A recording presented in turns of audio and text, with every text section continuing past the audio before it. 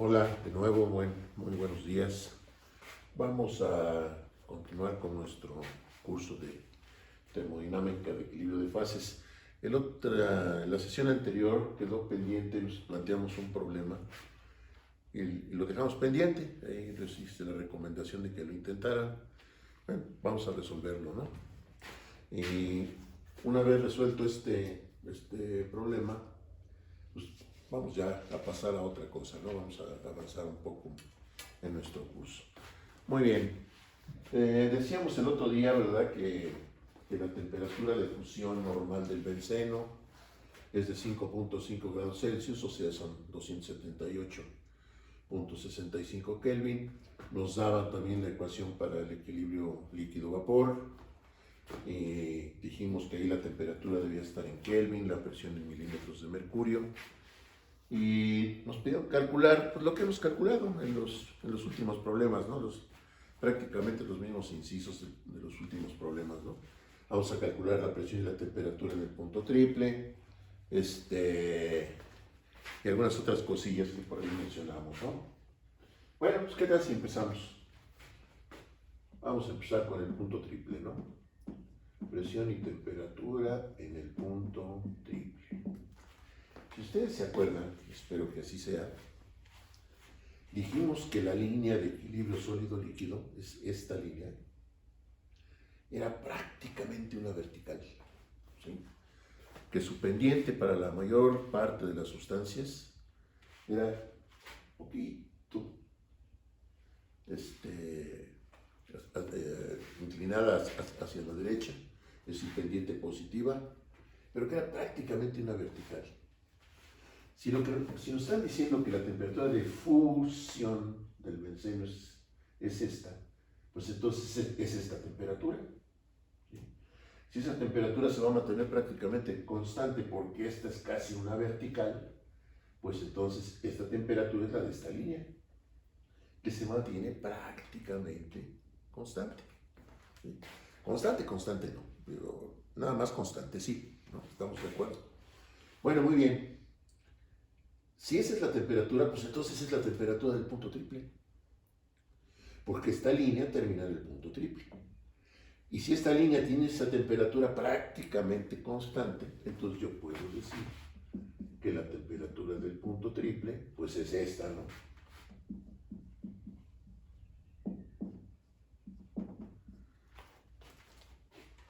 ¿Estamos de acuerdo? Ah, pues entonces, ¿qué? Pues entonces esta temperatura, ¿cómo? Ya tengo entonces la temperatura aquí, ¿no? Esta ya la tengo.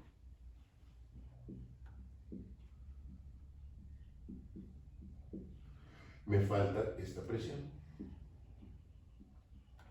Pero como ya tengo esta temperatura y conozco la ecuación de esta curva, porque esta ecuación es la ecuación de esta curva, pues entonces ya tengo la temperatura ahí, pues ya puedo calcular con esa ecuación la presión. ¿Sí estamos de acuerdo? Y entonces podemos decir, ¿verdad?, que sustituyendo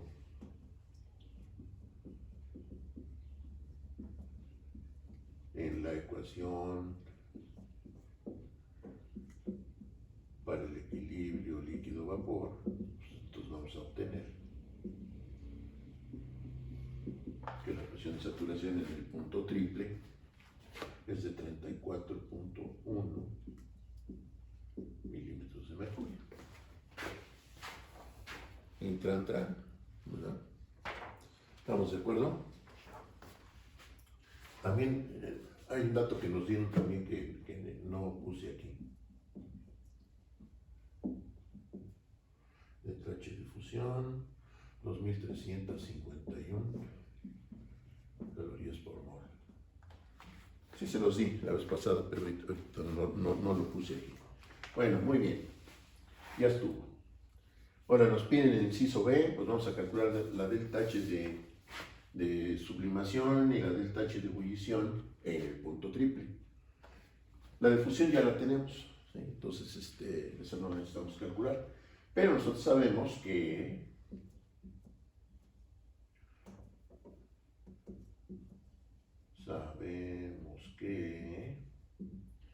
la derivada del logaritmo natural de la presión de saturación del líquido con respecto a la temperatura de ebullición. ¿Esa de dónde la voy a sacar? Pues de aquí, ¿verdad? Nos va a quedar 2788.51 sobre la temperatura de ebullición menos 52.36 al cuadrado. Y eso nosotros sabemos que es la delta H de ebullición sobre la temperatura de ebullición al cuadrado. Así ya lo hemos hecho N veces, ¿no? Ya, nada más nos despejamos la delta H de ebullición, que nos va a quedar entonces como 2788.51 por R por la temperatura de ebullición al cuadrado sobre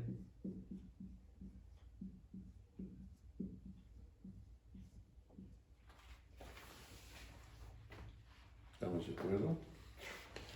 Bueno, si ahí como temperatura de ebullición ponemos la del punto triple,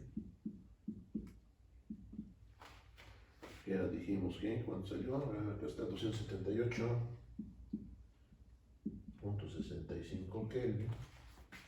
Entonces, la delta H de ebullición en el punto triple, pues estamos sustituyendo la temperatura del punto triple, vamos a obtener la delta H en el punto triple. 8.468.7 calorías por mol. ¿Estamos de acuerdo? Y como sabemos que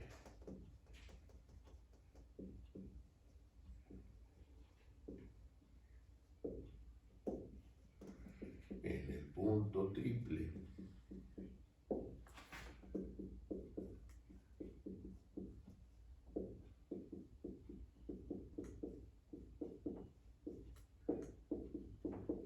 esto debe cumplirse, pues entonces simplemente sustituimos, ¿no?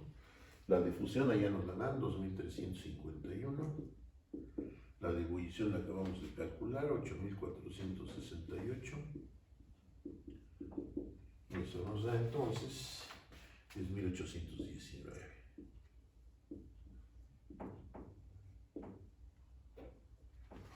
Bueno, ya estuvo.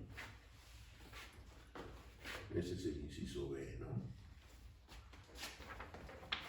¿Qué más nos pedían? Temperatura de ebullición normal si existe o temperatura de sublimación normal si existe. A ver, ¿dónde andamos? Presión del punto triple, 34 milímetros de mercurio. ¿Dónde está la presión normal? Pues está arriba, ¿verdad? Presión normal son 760 milímetros de mercurio. Entonces sí puedo tener temperatura de ebullición normal, pero no puedo tener temperatura de sublimación normal, porque una atmósfera pues está arriba del punto triple, ¿no? No fue como en el caso del CO2, el problema que vimos la clase pasada, en que ahí sí teníamos temperatura de sublimación normal, porque la temperatura del punto triple andaba por ahí de las 4 bar o por ahí, ¿no? Entonces una presión muy alta. Bueno, pero entonces de aquí yo puedo decir que sí hay temperatura de ebullición normal, pero no temperatura de sublimación normal, ¿no? Bueno, pues entonces vamos a calcular la temperatura de ebullición normal. ¿Cómo le hacemos? Pues aquí sustituimos una atmósfera, despejamos temperatura, y esa es la temperatura de ebullición normal, ¿no? Entonces, si de aquí,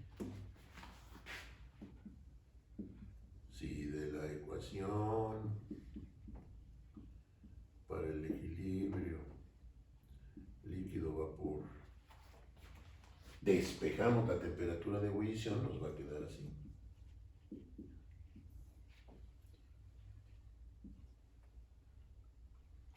$2.788.51 sobre 15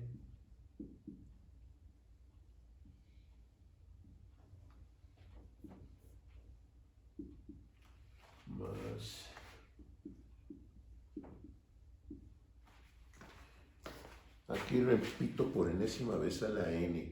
Todo esto verifiquen. El que yo lo diga no lo hace dogma de fe, ni el que cree en mí está salvado, ni que yo me llame Salvador es capricho de mis papás nada más, ¿no? Nada de que el que cree en mí está salvado, ni cosas por el estilo, ¿no? Todo esto verifiquen. ¿Sí? Eso es la ciencia, ¿no? Pues sí, la ciencia es verificar, ¿no? No tragarse las cosas, eso es religión, ¿no? Es otra cosa. Aquí es ciencia. Bueno, si aquí hacemos operaciones, bueno, desde luego si la presión aquí son 760 milímetros de mercurio, es decir, una atmósfera, pues entonces esta es la normal. Y eso nos da 354.15 Kelvin.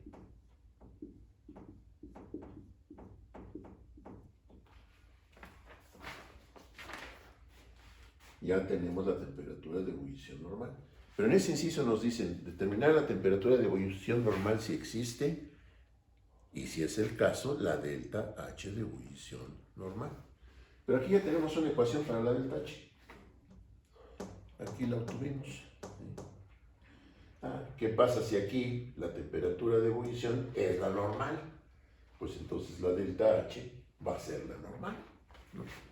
¿Estamos de acuerdo? ¿Sí está claro? Bueno, voy a borrar aquí. No quiero borrar el diagrama, que lo vamos a necesitar ahorita. Entonces voy a seguir ahí. Y entonces, la delta H de ebullición normal, pues va a ser esta, pero cuando la temperatura de ebullición sea la normal. Entonces voy a tener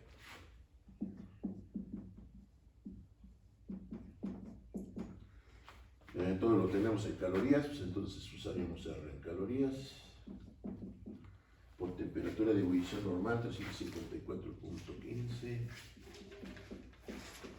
al cuadrado. Por cierto, aquí tengan cuidado, yo no sé por qué, algún misterio ahí psicológico hay. Aquí suelen comerse el cuadrado de esta temperatura. Yo no sé por qué, pero la experiencia me ha enseñado que por alguna razón extraña, el cuadrado de esta temperatura se lo comen, ¿no? Entonces, abusados, ¿sí?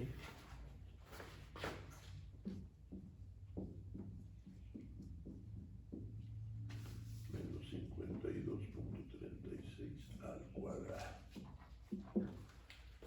Haciendo operaciones, eso nos resulta 7.675.9 calorías por mol. Ya estuvo, ¿no? Ya estuvo ese inciso. Si la temperatura de ebullición normal ya la tenemos, la delta H de ebullición normal también. Ya estuvo ese inciso. Ya quedamos en que la de sublimación normal no existe, ¿no?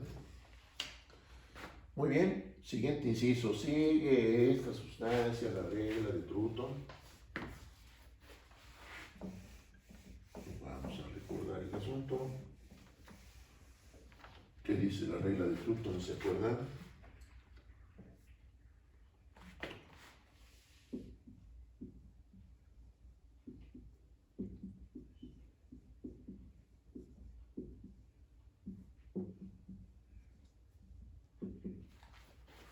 Por lo tanto, esa regla solo es aplicable si hay temperatura de ebullición normal, ¿no?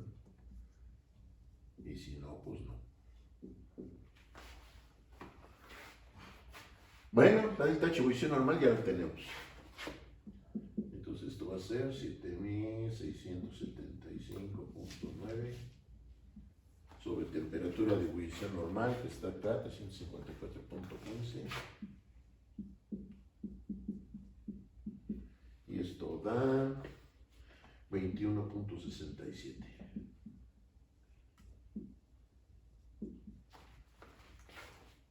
¿Sigue la regla de Troughton? Pues sí, ¿verdad?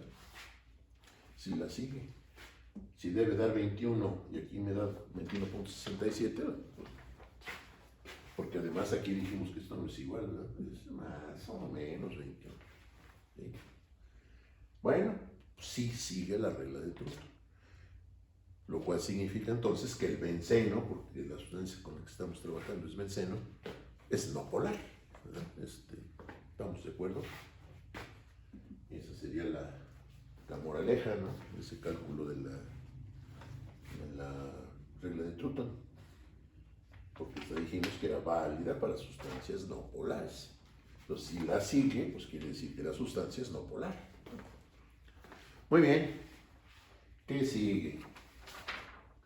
Nos plantearon un par de preguntitas. Las voy a escribir acá.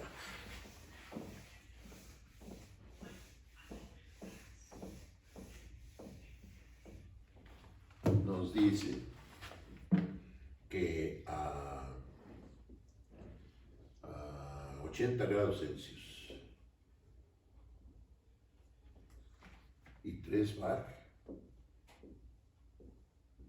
esa era una pregunta, a 80 grados Celsius y 3 bar, ¿qué fase o fases estarán presentes? Para empezar, esto vamos a transformarlo a Kelvin porque todo lo tenemos acá en Kelvin, ¿no? Entonces vamos a ser congruentes.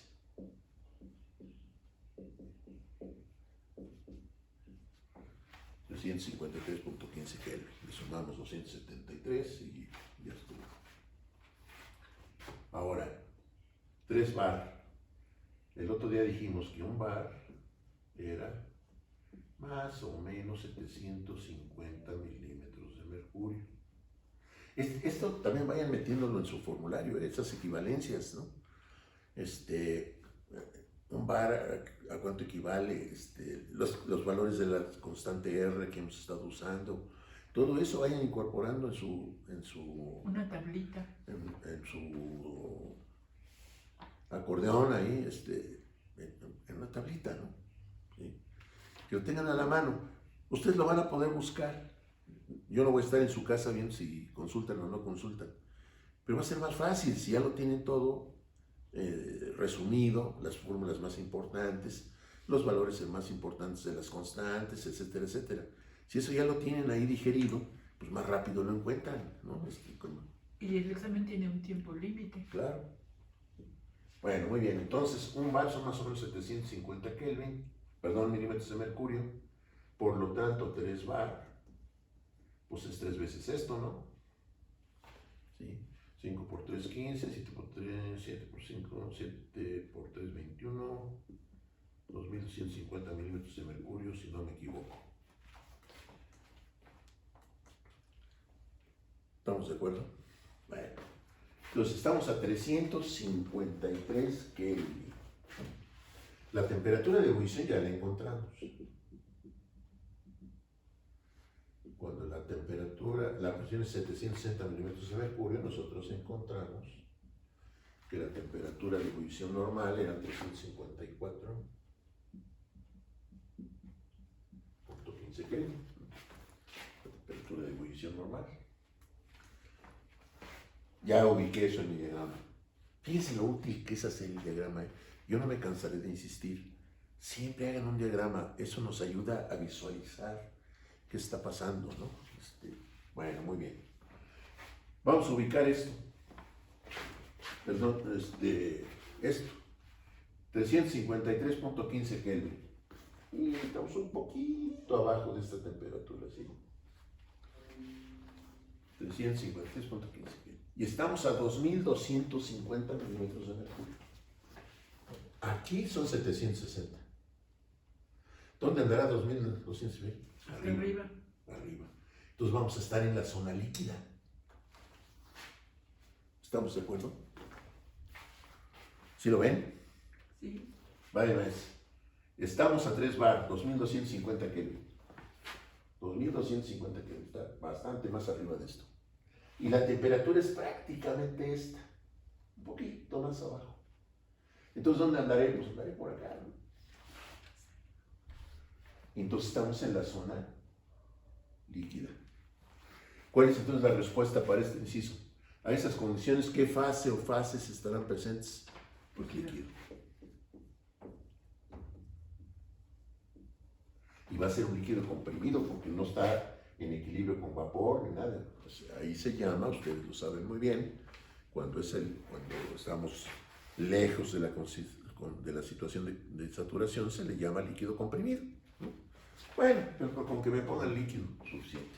Bueno, muy bien. Ahora que la segunda pregunta era, a 80 grados Celsius, o sea, 353.15 Kelvin, y medio bar, ¿qué fases o fases estarán presentes? A medio bar, medio bar. Pues entonces andaremos ahí como que 375 milímetros de mercurio, ¿no? Si no me equivoco, medio bar. Bueno, ¿dónde estamos acá en el diagrama? La temperatura sigue siendo prácticamente esta. En la temperatura de ebullición normal es esta. Nosotros estamos a una presión de 375 milímetros de mercurio. ¿Dónde estamos? Estamos acá. ¿Estamos de acuerdo? En algún lugar por aquí. Entonces, ¿qué fases o fases voy a tener presentes? Vapor.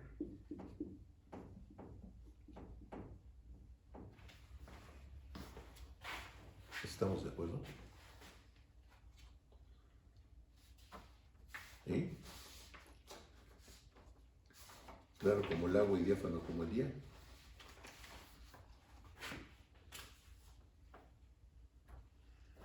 Muy bien.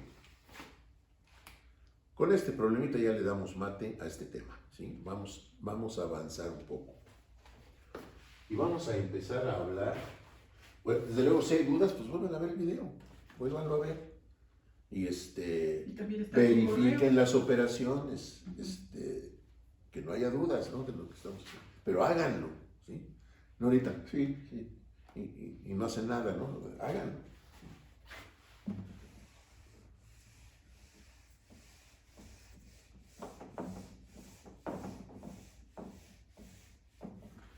Muy bien.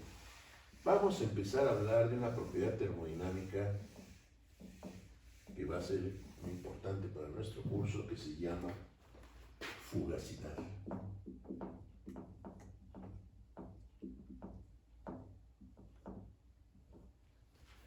Esa propiedad termodinámica la definió un señor que se llamaba Gilbert Newton Lewis, y con ese nombrecito no se podía dedicar más que a la física, ¿no?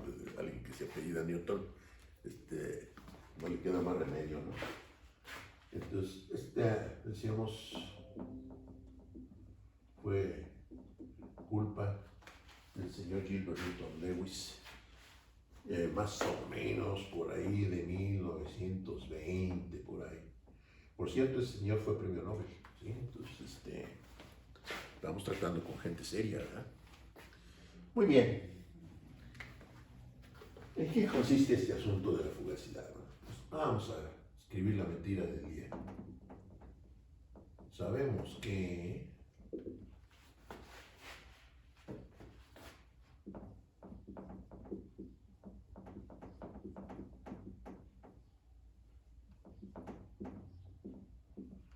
¿se acuerdan cómo se llama esa ecuación? Esta ecuación se llama ecuación fundamental de la termodinámica. Y dijimos que se llamaba así porque ahí están metidas, de alguna manera, todas las leyes de la termodinámica están ahí, metidas, ¿sí? Por eso se llama ecuación fundamental de la termodinámica.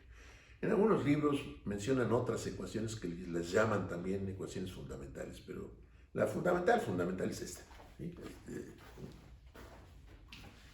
Si la temperatura es constante,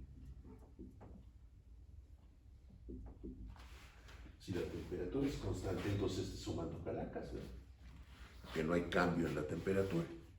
Y entonces me queda nada más de que sobre es igual a volumen por diferencial de la presión. Esa rayita arriba de las propiedades me indica molar, ¿verdad? Por mol.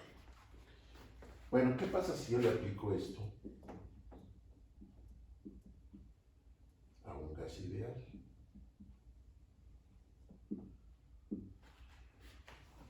Y recordemos, aprovechemos para recordar, ¿qué es un gas ideal? Pues para empezar es algo que no existe. ¿Sí? Todo lo que tenga apellido ideal, perfecto, puro, eso no existe. ¿Sí? El profesor ideal, eso no existe.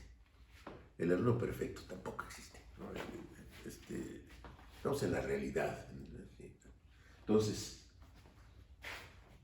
un gas ideal es algo que no existe, pero, en ciertas condiciones yo puedo decir, bueno, sí, no es ideal, pero su comportamiento se acerca mucho, ¿no? Y entonces lo voy a suponer ideal. ¿Sí?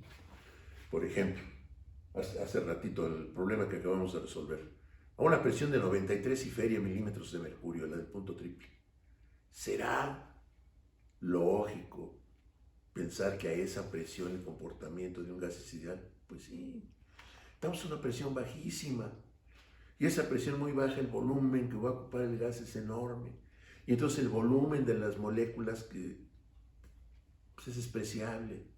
Las fuerzas que se van a dar entre moléculas van a ser muy débiles, ¿no? Y entonces yo puedo decir, bueno, el comportamiento es ideal.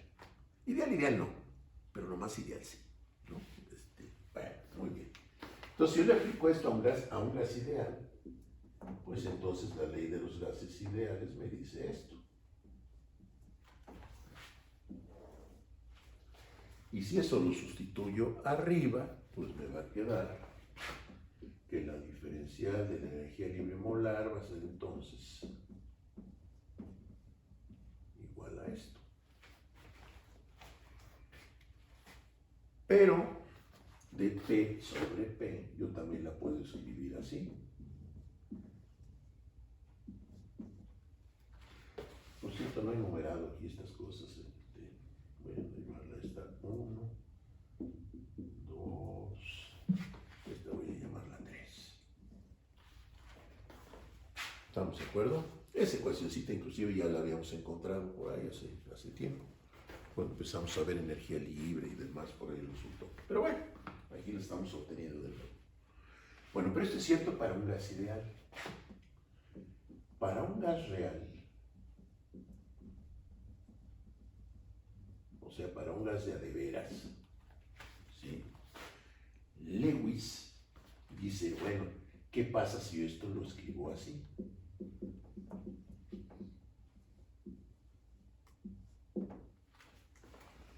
Donde F minúscula tiene que ser F minúscula a fuerza, donde F minúscula es la fugacidad.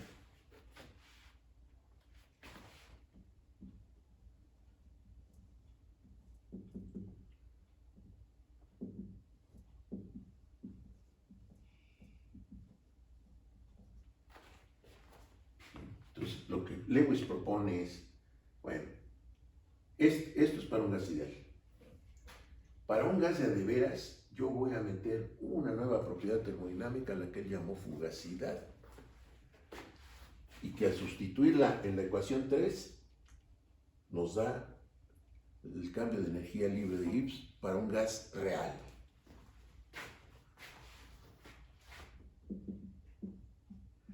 ¿Qué es entonces fugacidad? Eso estaba pensando. Hay muchas, hay casi tantas definiciones de fugacidad como libros de termo hay, ¿no? Yo diría que podríamos definir fugacidad en una forma quizá no muy canónica, sino no muy respetuosa de los protocolos termodinámicos. Yo podría decir que fugacidad, fíjense, fugacidad es un equivalente matemático de la presión. ¿Qué quiero decir con equivalente matemático de la presión? No es algo que yo pueda medir. No hay fugazómetros, ¿sí? No hay ningún aparato que me mida la fugacidad. La fugacidad es algo que tengo que calcular. Entonces, la fugacidad es un equivalente matemático de la presión, que al sustituir a esta en las ecuaciones válidas para una sustancia con comportamiento ideal, las hace válidas para una sustancia con comportamiento real. ¿Estamos de acuerdo? Como la constante de Einstein, para arreglar, para que se... No. Nada de eso. No, mezclemos la No. gimnasia con la magnesia, ¿no? No. Esta ecuación 3, ¿esta es válida para qué? Para un gas ideal. Esta ecuación 4 es válida para un gas real. Porque estamos metiendo a una nueva conocida que se llama fugacidad, hija del señor Lewis, ¿sí? Y que por el simple hecho de sustituir a la presión ¿Por fugacidad? por fugacidad, ya hace válida a la ecuación 3 ya con esa transformación para un gas real. ¿Estamos de acuerdo? Decía yo hace un momento, hay casi tantas definiciones de fugacidad como libros hay, ¿no? Matices, diferencias, detallitos, etcétera, etcétera, etcétera. A mí me parece lógica la definición que acabo de proponer. La fugacidad es un equivalente matemático de la presión. Repito, ¿por qué equivalente matemático? Porque la fugacidad no la puedo medir. La presión sí la puedo medir. Un manómetro, un barómetro, es una que puedo medir. La fugacidad no la puedo medir. La tengo que calcular. Entonces, este es el resultado de un cálculo matemático. Entonces, es una propiedad termodinámica que al sustituir a la presión en las ecuaciones válidas para una sustancia ideal, las hace válidas para una sustancia no ideal o real. ¿Estamos de acuerdo? Bueno, muy bien.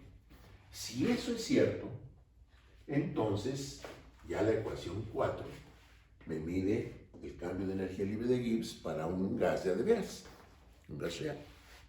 Bueno, pero eso yo también lo hubiera podido obtener así. Fíjense, para un gas real también se puede escribir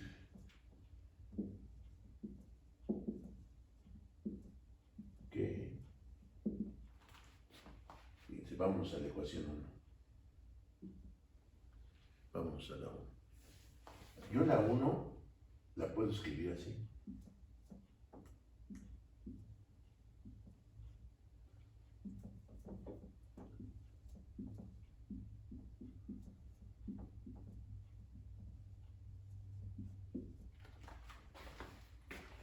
Si yo aquí, en vez de suponer el volumen de un gas ideal, digo, no, pues va a ser el volumen que realmente está ocupando una mol de ese gas real.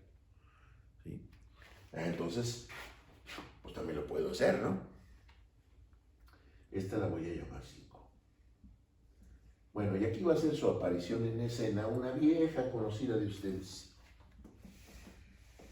que conocieron por ahí en algún momento en sus 2 primeros cursos de termo, que es lo que se llama volumen residual.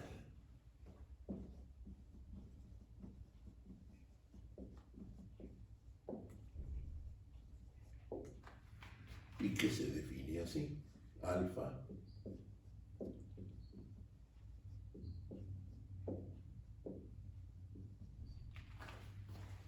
se define como la diferencia entre el volumen molar que realmente ocupa un gas y el volumen que ocuparía si fuera ideal.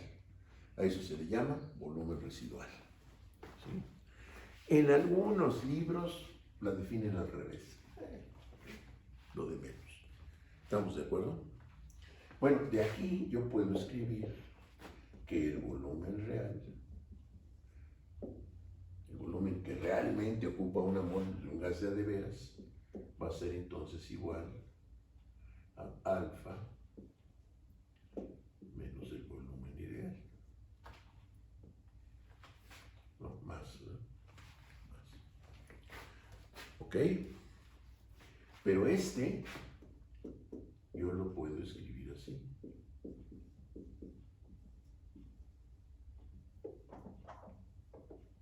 Ya me estoy adelantando.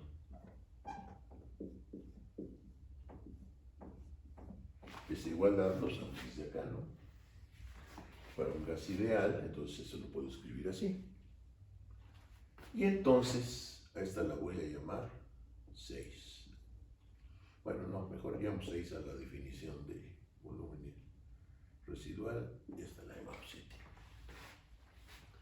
Voy a sustituir 7 en 5.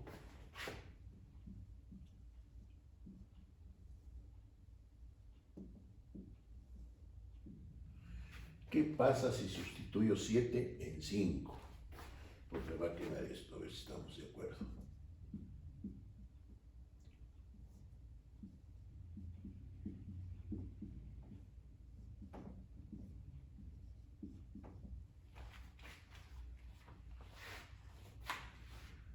¿Ok?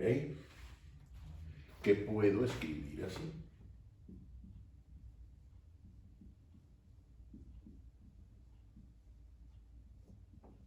Esta ya la vimos acá, ¿verdad? ¿Estamos de acuerdo?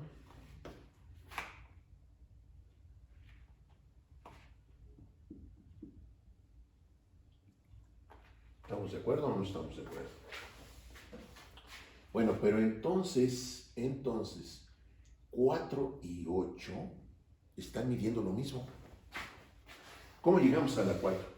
Ah, pues con la nueva conocida, ¿no? La hija de Gilbert Newton Lewis. La fugacidad. La fugacidad. Ah, en vez de presión pusimos fugacidad. Ah, entonces esto ya es para un gas. Claro. Y acá, pues la misma historia, ¿verdad? Porque aquí ya pusimos volumen real, etcétera, y llegamos a la ecuación 8. Entonces la 4 y la 8 están midiendo lo mismo. Ah, pues entonces son iguales, ¿no? 4 y 8 son iguales. Están calculando lo mismo, ¿no? El cambio de energía libre de Gibbs para un gas real.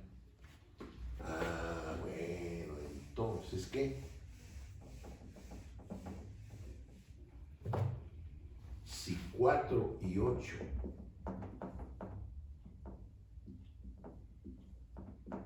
son equivalentes,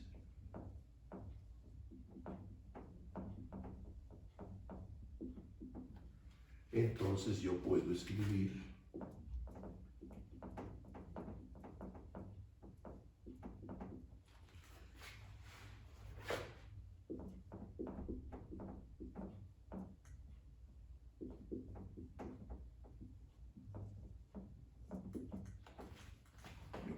eso.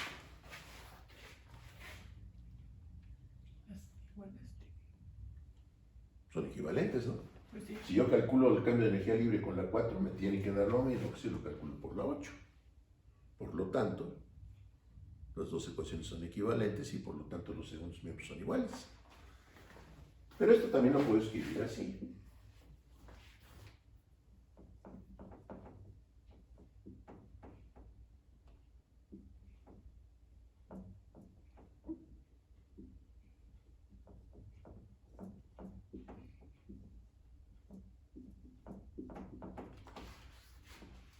Esto es alfa, ¿eh? No, ese 2 es donde salió, no ningún 2, ¿no? Eso es alfa. ¿Sí? Bueno, muy bien. ¿Sí estamos de acuerdo? Lo que hice aquí fue agrupar todo lo que estaba multiplicado por RT y después dividir entre RT todo, ¿no? Muy bien. Pero esto, como una resta de logaritmos es el logaritmo de un cociente, esto lo puedo escribir así.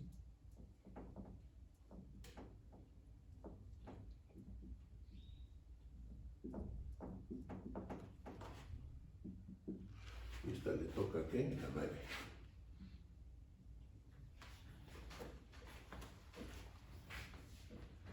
¿Vamos bien?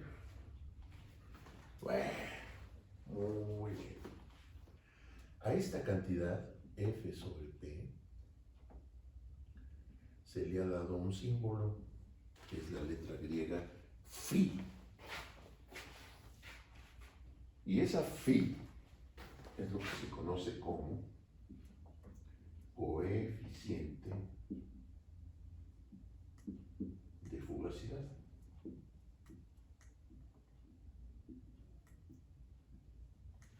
Coeficiente de fugacidad, es la letra griega phi. Muy bien. Entonces, si yo uso esa definición, esa nueva relación que acabamos de encontrar, pues entonces la ecuación 9 la puedo escribir así.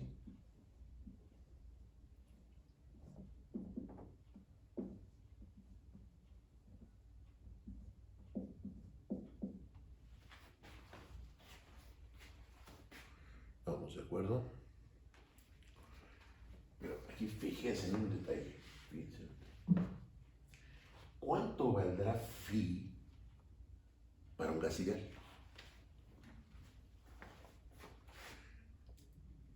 1, porque fugacidad y presión van a ser lo mismo.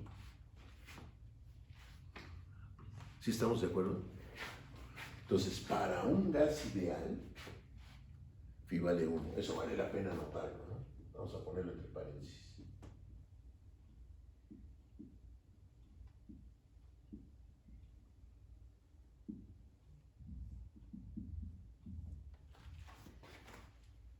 ¿Sí quedó claro? Para un gas ideal, fugacidad y presión, pues es lo mismo. Y por lo tanto, F sobre P vale 1. Bueno, muy bien. Ya. Ahora, esta dijimos, pues le toca la ecuación 10, ¿no? Bueno, pero alfa es igual a volumen real menos volumen ideal, ¿no? Pues ya por acá la definimos, ¿no? Ahí está. El volumen residual es igual a eso. Que yo puedo escribir así, a ver si están de acuerdo.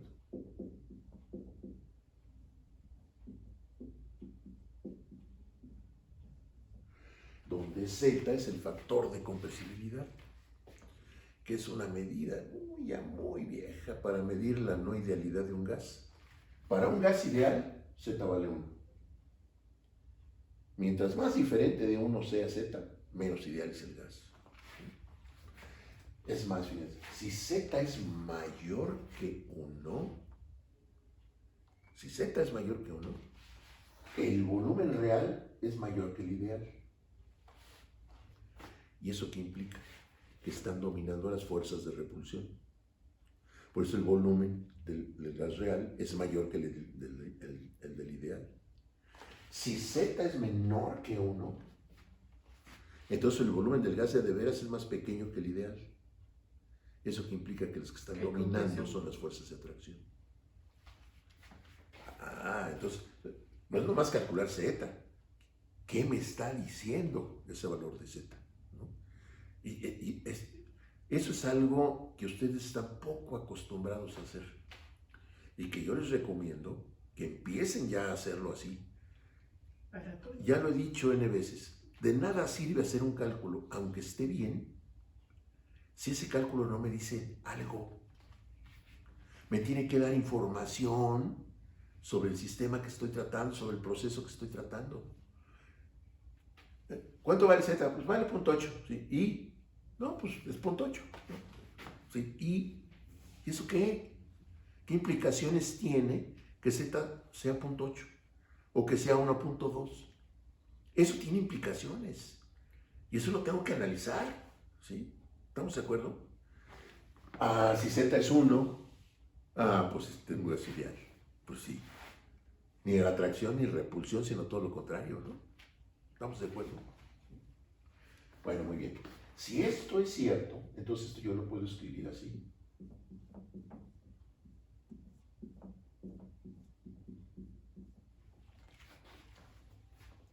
Factorizando a RT sobre P. Esto vamos a llamarla 11. Y si yo sustituyo 11 en 10,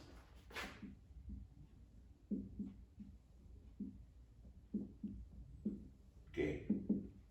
Pues me va a quedar esto. A ver si estamos de acuerdo.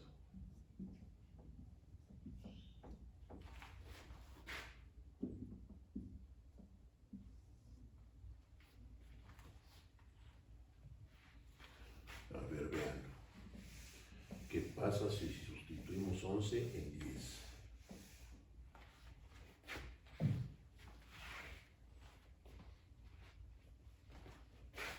Pues RT calacas, ¿no?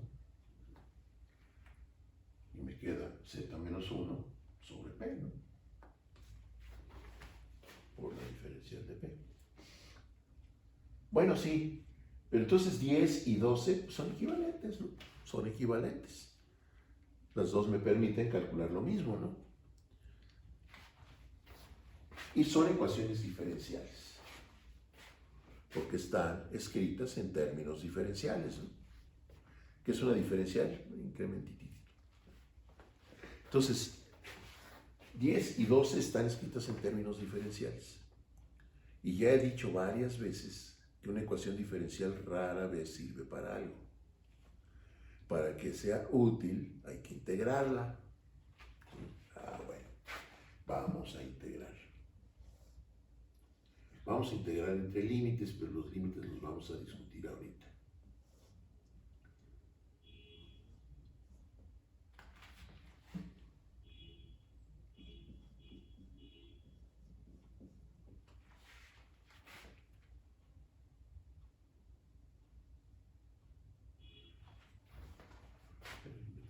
Espérenme tantito. No, está bien.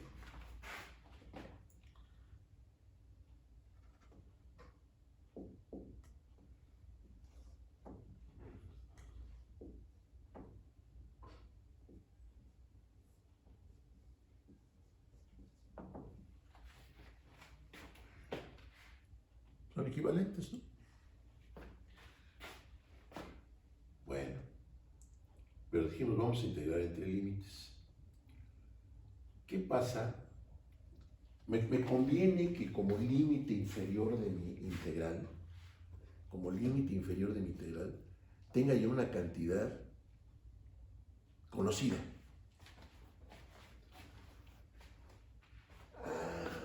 Para un gas ideal, phi vale 1, escribimos por aquí abajo.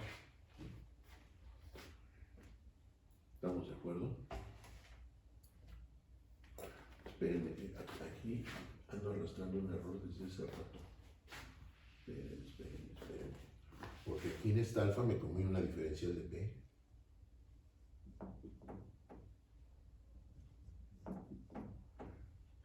Ya borré, pero revisen ustedes lo que hicimos, y ahí me comí una diferencial de P, ¿sí?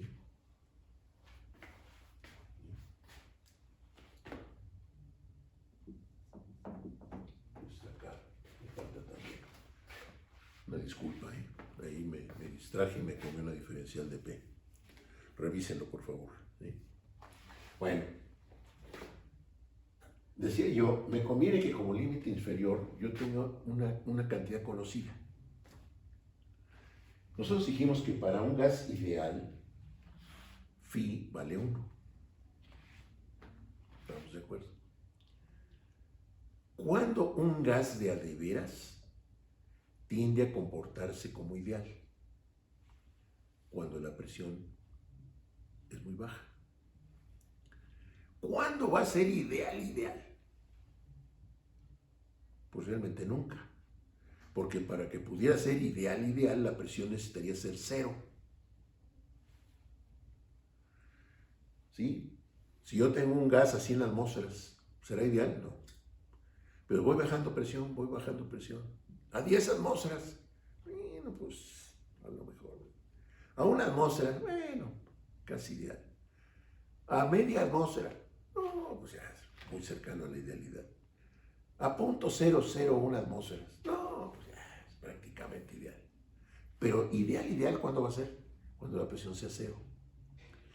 Bueno, sí, pero eso yo lo puedo decir, pero no lo puedo tener. Si yo tengo presión 0, ya no tengo ni gas, ¿sí? Pero matemáticamente sí lo puedo representar. Y yo digo, cuando la presión es 0, aquí en estas ecuaciones la variable de integración es la presión, es lo que está cambiando, ¿sí? La presión es lo que cambia. Y ahí se dice la variable de integración, entonces es la presión.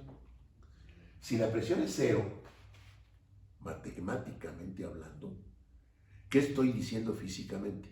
Cuando la presión es tan baja, yo puedo suponer comportamiento ideal. Y entonces phi vale 1. ¿Estamos de acuerdo? A cualquier otra presión, phi va a valer phi. cualquier otra presión, phi va a valer phi. Ahorita todavía no sé cómo se calcula. Pero a cualquier otra presión, ya no va a haber idealidad y entonces yo voy a tener que calcular una phi.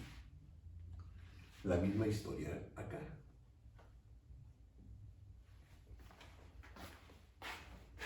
¿Estamos de acuerdo? Bueno, ¿cómo queda entonces mi primera integral? Pues me va a quedar logaritmo natural de phi sobre 1. Pero ese 1 no lo voy a poner, porque se ve horrible, ¿sí? Pero ahí está. Bueno, entonces me queda que el logaritmo natural de phi va a ser igual a esto. Estas integrales las voy a dejar pendientes, porque depende cómo calcule yo phi. Por ahorita claro eso. Entonces me puede convenir usar una o la otra. Son equivalentes. Entonces yo puedo usar ya sea esta o puedo usar esta, como me convenga.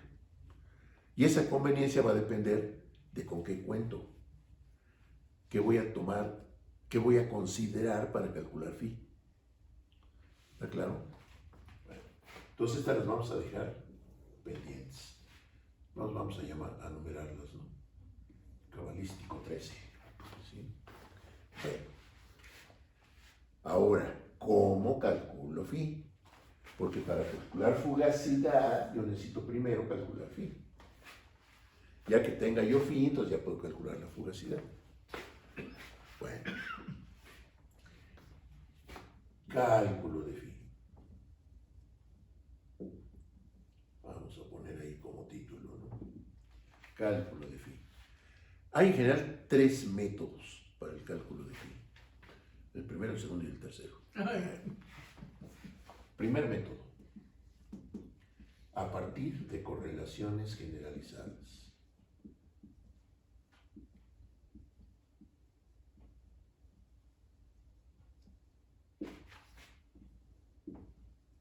Ahorita vamos a recordar qué carambas es eso. El segundo, a partir de ecuaciones de estado.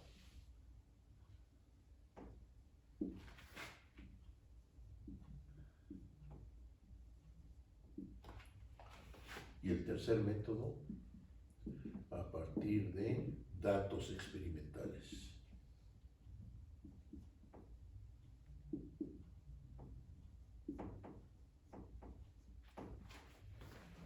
Son los 3 métodos que existen para calcular phi. Y cada uno pues tiene sus ventajas, tiene sus desventajas, tiene sus puntos fuertes y tiene sus puntos débiles, ¿sí? Para empezar, ¿qué es una correlación generalizada? Ustedes pueden recordar, supongo, ahí de sus profundísimos cursos de las inexistentes termo 1 y termo 2, que no se llaman así, pero seguramente recuerdan el diagrama de Z contra presión reducida. Y tenía una serie de curvas, muchas curvas, cada una para una diferente temperatura reducida. Recordemos rápidamente qué son las propiedades reducidas. Temperatura reducida se define así.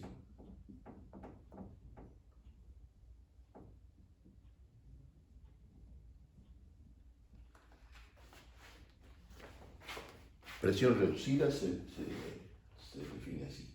Son como múltiplos o submúltiplos de las propiedades críticas.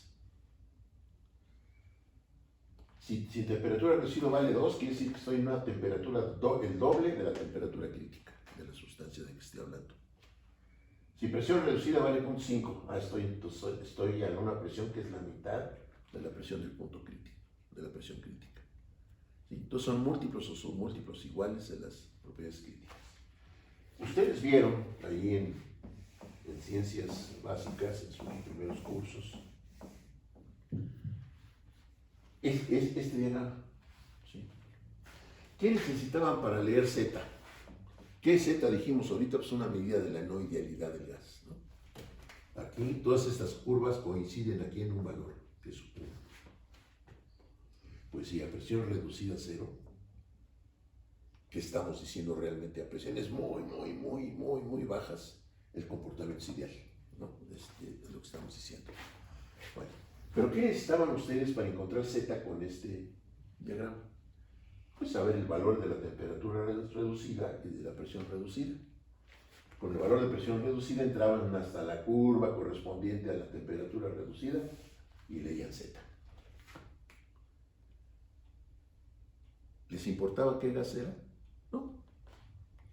Lo único que les interesaba para usar esto era el valor de temperatura reducida y el de presión reducida. Ese diagrama supone entonces que todas las sustancias que están a las mismas condiciones reducidas se comportan igual, porque me dan el mismo valor de Z. ¿Estamos de acuerdo? Pues sí, pero si ustedes tuvieran curiosidad, por aquí en un rinconcito dice para Z crítica 0.27. Es decir, este diagrama es válido para sustancias cuya Z crítica es 0.27, nada más. Y si Z crítica no es 0.27, pues entonces esta no se puede usar. Y yo estoy seguro que por ahí en sus cursos ustedes la agarraron parejo, ¿no? Pues no, ¿verdad? No. Tiene una limitación. Bueno, esto es una correlación generalizada.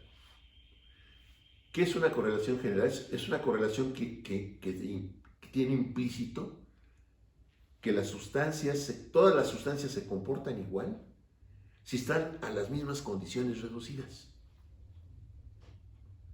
Eso es una correlación generalizada. ¿Sí? Ahora, hay correlaciones generalizadas muy buenas y hay correlaciones generalizadas muy chafas. Esta es muy chafa, porque nada de generalizada. Porque esas valen solo si la Z crítica de la sustancia vale 0.27. Y si no, no. Bueno, después hay correcciones, pues, ¿no? Hasta llegar a una correlación muy buena que ustedes conocían, que es la de Pitzer.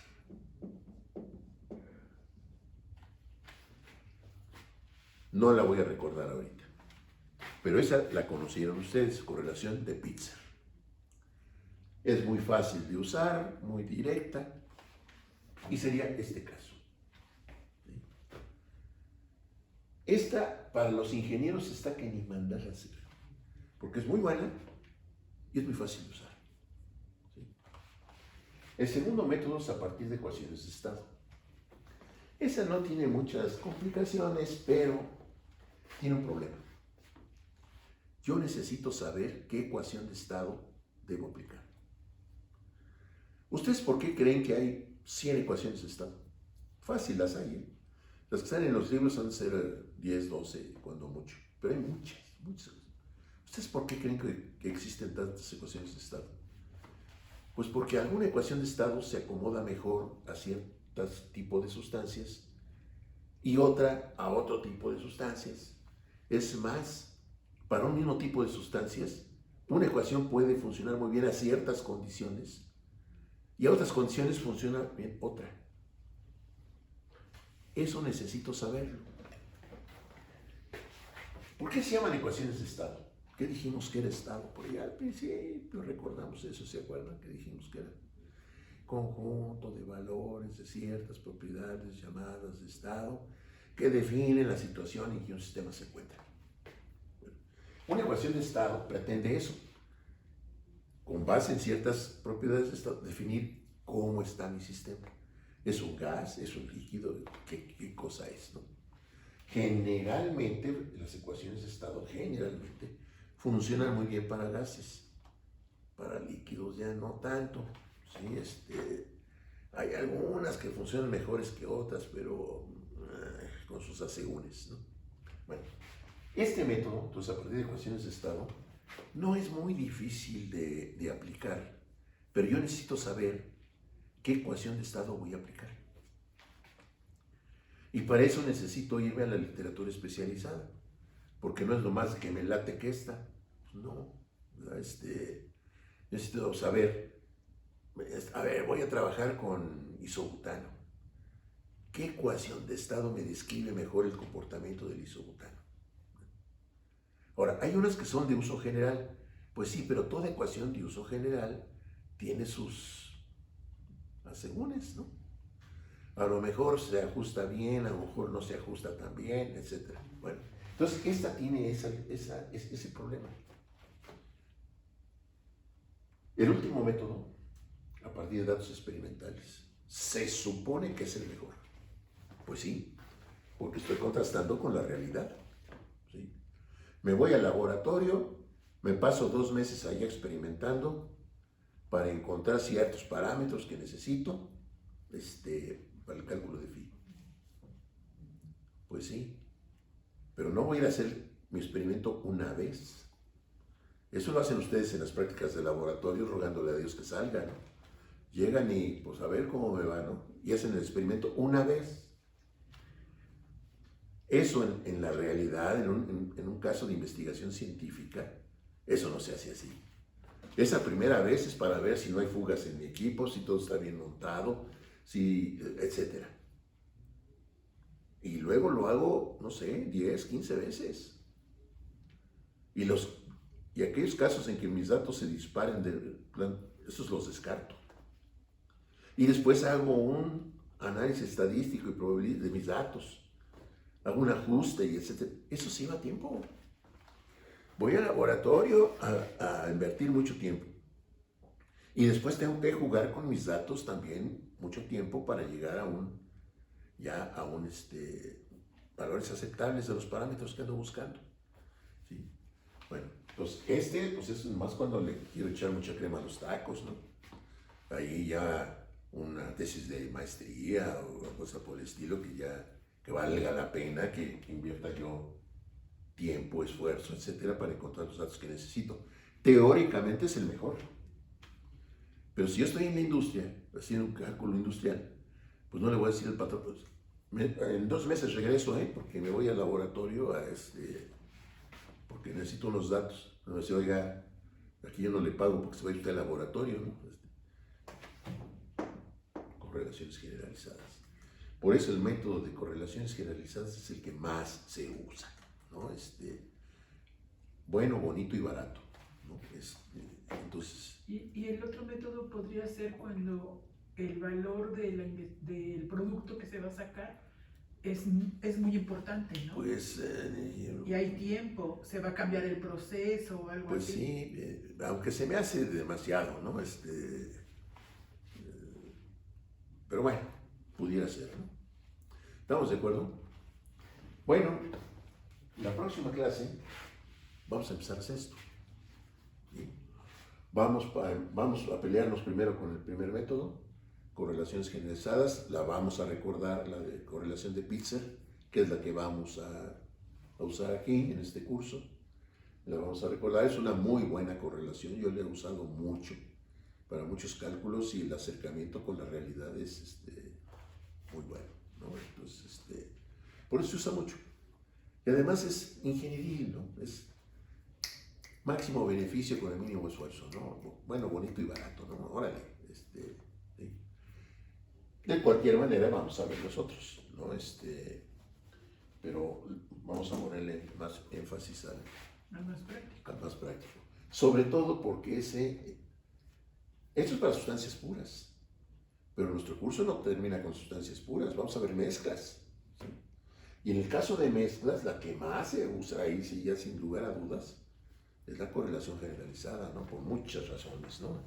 Imagínense que voy al laboratorio a encontrar datos para un sistema con 3 componentes. Pues necesito ir cambiando concentraciones, necesito ir cambiando una bola de cosas, y entonces me voy a echar 2 años ahí, ¿no? Pues no, no. Eso está muy bien para carreras de otro tipo, ¿no? O tesis de maestría. O tesis de maestría o doctorado o cosas por el estilo, ¿no? Pero no para un ingeniero en el ejercicio de la profesión, ¿no? Ahí se necesitan cosas prácticas, ¿no? ¿Estamos de acuerdo? Bueno, entonces en la próxima clase ya nos vamos a meter a las tripas esto y vamos a empezar a meterle números, ¿no? ¿Estamos de acuerdo?